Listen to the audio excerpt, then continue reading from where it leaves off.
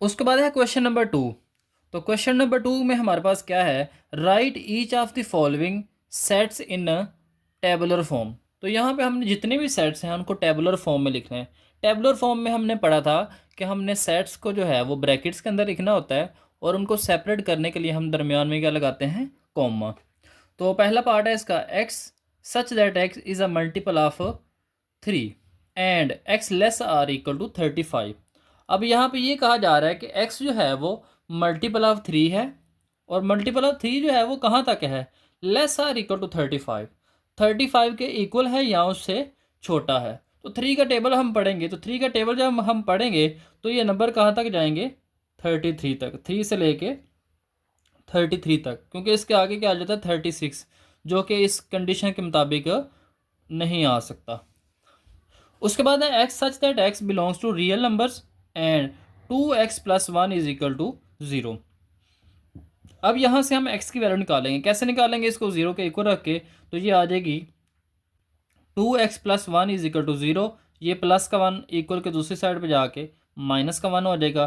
2 इधर मल्टीप्लाई हो रहा है, इधर आके डिवाइड हो जाएगा। तो ये हमारे पास क्या बन जाएगा, x इज इक्वल टू -1/2। तो ये आ जाएगा -1/2। उसके बाद है x such that x belongs to P for prime numbers and x less than 12। यहाँ पे हमने बताना है कि जो 12 से छोटे प्राइम नंबर्स हैं वो कौन कौन से हैं। तो सबसे पहले 2 है, फिर 3 है, 5, 7 और 11 है। नेक्स्ट है G, x such that x is a divisor of 128। जिस तरह से हमने लास्ट पार्ट के अंदर लिखा था 100 के डिवाइज़र्स, तो इस तरह से यहाँ पे हमारे पास क्या है, 128 के डिवाइज़र।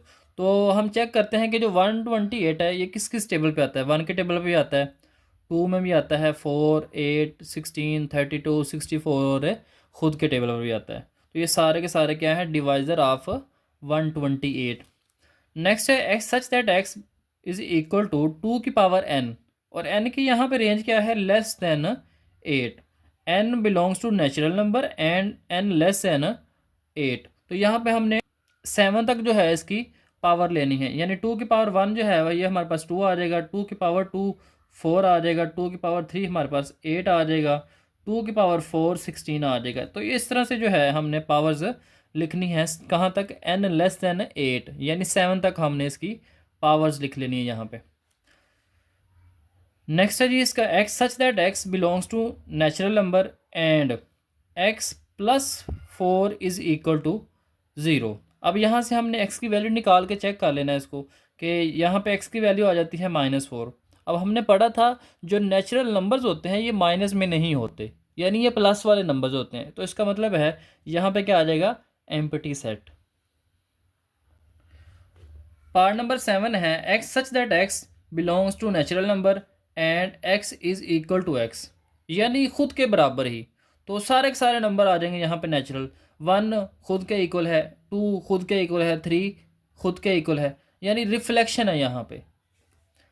तो x such that x belongs to integers and 3x plus 1 is equal to 0। अब यहाँ से हमने x की वैल्यू निकालनी है। तो यहाँ पे x की वैल्यू आ गई है -1/3। तो इंटीजर्स के अंदर तो हमने पढ़ा था कि उसके अंदर प्लस वाली वैल्यूज़ होती हैं और माइनस वाली वैल्यू होती हैं, फ्रैक्शन की फॉर्म में वैल्यूज़ नहीं होती। इसका मतलब है कि ये इंटीजर ही नहीं है। तो अगर ये इंटीजर नहीं है तो हमारे पास फाइनल आंसर क्या आ जाएगा, एम्प्टी सेट।